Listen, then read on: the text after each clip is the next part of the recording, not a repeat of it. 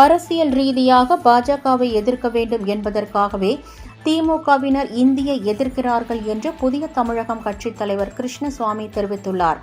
தேனியில் புதிய தமிழகம் கட்சி சார்பாக தேவேந்திர குல வேளாளர் இடஒதுக்கீடு மீட்பு கருத்தரங்கம் மற்றும் நிர்வாகிகள் கருத்து கேட்பு கூட்டம் நடைபெற்றது. இதில் கலந்து கொண்ட பின்னர் செய்தியாளர்களுக்கு பேட்டி அளித்த அவர், ஆட்சி அதிகாரத்தில் பங்கு என்றால் கூட்டணி கட்சியில் புதிய தமிழகம் கட்சி பங்கு பெறும் என்றும் தெரிவித்தார்.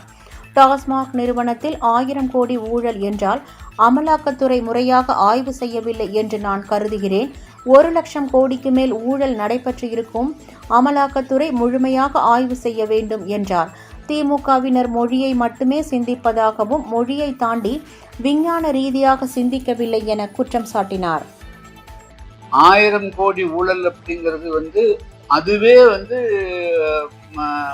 அமலாக்கத்துறை முறையாகவும் விரிவாகவும் ஆழமாகவும் ஆய்வு செய்யவில்லை என்று நான் கருதுகிறேன். தமிழ்நாட்டில் 1,00,000 கோடி ரூபாய்க்கு மேலாக இந்த மது டாஸ்மார்க்கில் ஊழல் நடக்குது. 19 மதுபான ஆலைகளில் உற்பத்தியாகக்கூடிய மது பாட்டில்களே முழுமையாக வரி செலுத்தி வெளியே செல்வது.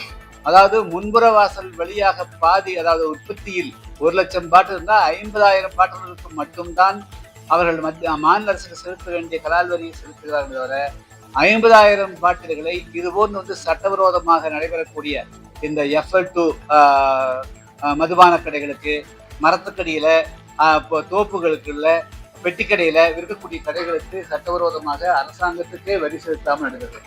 அதில் மட்டுமே ஆண்டொன்றுக்கு 50,000 கோடி ரூபாய்க்கு மேலாக அரசுக்கு, தமிழ்நாடு அரசுக்கு இழப்பு ஏற்படுது.